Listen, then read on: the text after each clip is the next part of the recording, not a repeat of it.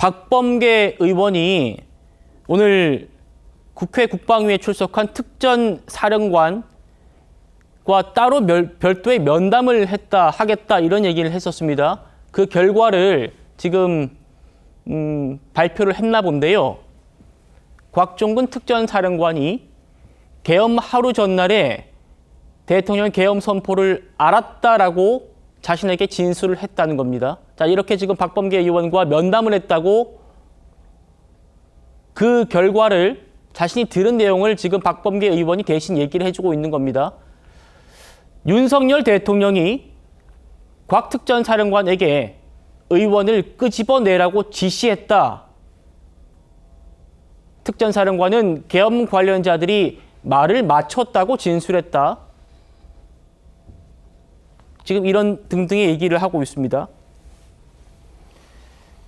특전사령관은 계엄을 알고 있었다, 미리.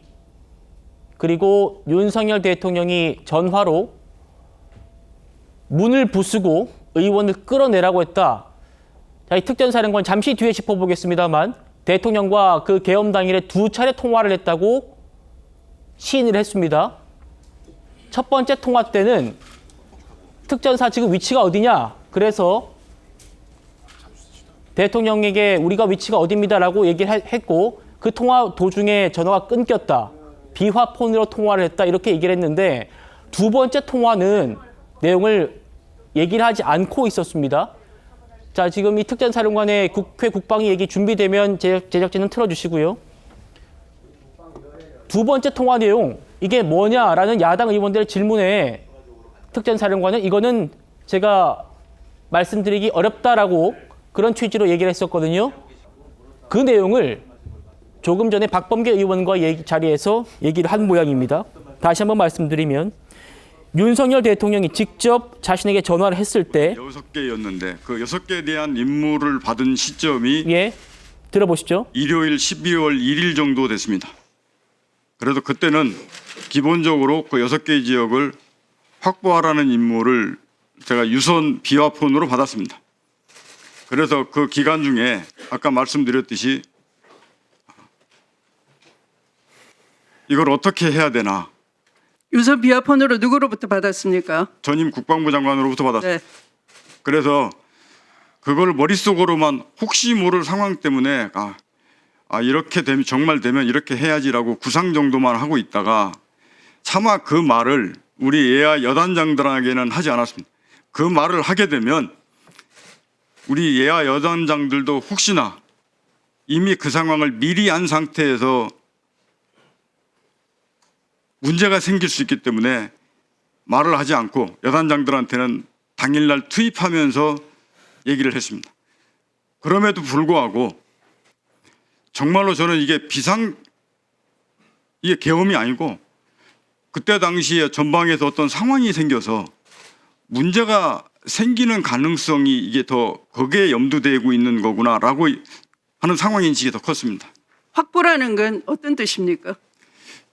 그 애곽 건물이 있으면 그 건물 주변에 출입구 이런 것들을 병력으로 딱 확보를 해서 그 건물 자체에 인원이 들어가거나 나오거나 하지 못하도록 된 상태를 유지하는 겁니다.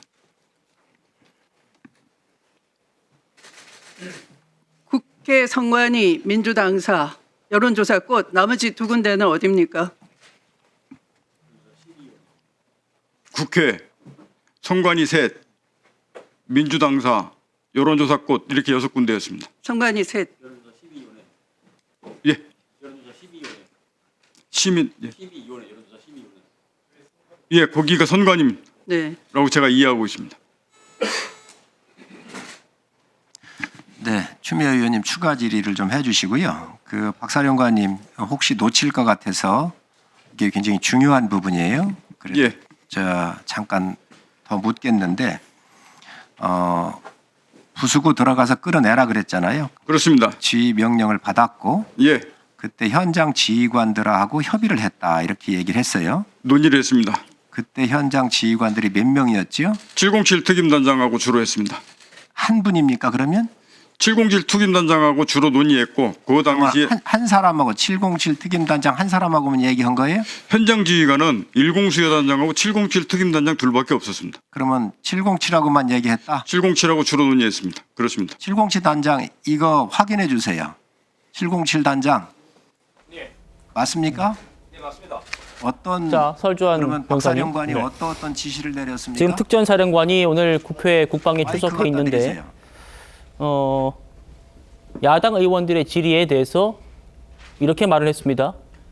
예, 대통령과 자신의 통화 내용에 대해서 150명 넘으면 안 비화폰으로 된다. 통화한 내용이 들어갈 수 무엇이었는지 있겠느냐, 이런 식으로만 이야기했습니다. 처음에는 전 국방부 두 번째 장관이 통화 지시한 내용은 걸로 이식을 말하기 하고 힘들다라고 했다가 그대로 말씀드렸습니다. 박범계 의원의 지금 설득이 있었는지 모르겠습니다만 지금 그런 아마 무리가 있습니다. 더 국방위에서 이상 무리수 두시는 거는 답을 하고 있는 것 같아요. 이렇게 이야기했고, 그 주요 내용은 하는 건 알겠다, 대통령이 하지 마라, 이렇게 얘기했습니다. 특전사령관에게 의원을 그 끄집어내라고 상황을 지시했다. 이야기한 전화상입니까? 라는 게 박범계 의원의 얘기입니다. 그리고 잘 못 들었습니다. 계엄 제가 관련자들이 그 말을 받은 맞췄다. 거는 또 전화 지시를 박사령관이 소수의 인원들은 계엄을 사전에 알고 있었다. 이런 증언 내용입니다. 어떻게 들으십니까? 그러니까 이게 예. 그 특전사령관이 당초에 그 김병주 의원하고 그 민주당 의원이 찾아갔었을 때는 아니라고 했거든요. TV를 보고 본인은 계엄령을 알았다 했는데 오늘 나와서는 이게 진실인지 사실인지 모르겠습니다만 거짓인지 모르겠습니다만은 사전에 알고 있다는 것이거든요. 그러면 만약에 지금 이러한 그 상황이 내란 혐의가 특정이 된다고 한다면 사전에 모의한 것이거든요. 내란 모의를 한 겁니다. 그렇다고 한다면 이런 부분에 대해서 이분들이 저는 대통령을 포함해서 아니면 뭐 어디까지는 뭐 아직 뭐 대통령에 대한 조사가 된 건 아니니까요.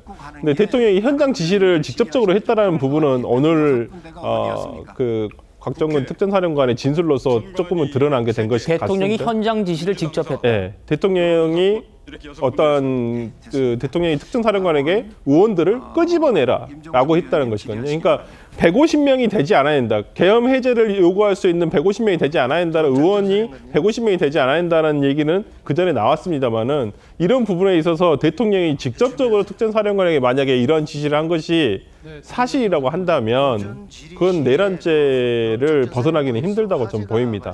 특히나 수계로서의 어떤 직접 지시를 했다는 부분에 있어서는 윤 대통령이 나중에 어떻게 소명을 할지 모르겠습니다만 수사기관에서 굉장히 좀 이 혐의 자체를 피해가기는 상당히 어려운 상황이 되지 않았나 저는 이렇게 생각합니다. 예, 물론 설 변호사님 말씀대로 특전사령관의 주장입니다. 하지만 특전사령관은 대통령과 직접 통화를 한 당사자이기 때문에요. 그리고 국회에서 얘기를 하고 있는 거기 때문에 그 안에는 신빙성이 높다라고 잘못 말씀드린 부분이 볼 수밖에 있어서 없을 것 기회가 같습니다. 됐기 때문에 말씀드리면 지금 특전사령관이 계엄 당일에 대통령과 직접 나눈 내용을 발사대 국민들에게 얘기를 하고 있습니다. 현재 호 대변인님, 대통령이 현장 지시를 한 정황이 드러났다는 게 설 변호사님 말씀이셨어요. 어떻게 들으셨습니까? 그러니까 지금 윤 대통령이 받고 있는 내란 혐의, 내란 수괴로서 받고 있는 혐의는 비상계엄령 선포 자체에 대한 것이 아닙니다. 비상계엄령 선포 자체는 그것이 전시나 이에 준하는 비상사태에 해당하느냐, 이것이 헌법에 맞느냐, 헌법 위헌이냐, 이것이 이제 그 논점인 것이고요. 내란 혐의는 그 계엄 선포 이후의 포고문, 우리 헌법에는 계엄이 선포되더라도 국회 정치활동은 보장하게 돼 있는데 국회 정치활동을 금지하게 하는 그 포고문, 그리고 실제로 국회로 진입해서 헌법기관인 국회를 무력화하는, 그래서 국헌 문란을 했다라는 그 행위, 그 두 부분이 이제 내란죄로 이제 수사를 받고 있는 것입니다. 그런데 지금 그 곽종근 사령관의 증언에 입각해서 판단한다면 대통령이 내란 혐의에 해당하는, 내란죄에 해당하는 행위를 직접적으로 했다라고 볼 수밖에 없는 이제 그런 상황인 것 같습니다. 의원들을 끌어내라, 국회가 정치활동을 못하게 하라. 국회는 계엄령 해제를 결의할 수 있는 권한이 헌법에 보장돼 있는데 그것을 못하도록 막는 지시를 직접 이제 했다라는 그런 그 발언이지 않습니까? 이제 이것이 사실이라면 명백히 내란죄에 해당한다고 판단할 수밖에 없겠고요. 오늘 저 그 특전사령관의 진술은 이제 이번 주에 나오게 될 전국 수습 방안, 그러니까 조기 하야 또는 탄핵 소추안 결의, 가결 여기에도 상당한 영향을 미칠 수밖에 없을 것 같다라고 생각됩니다. 예.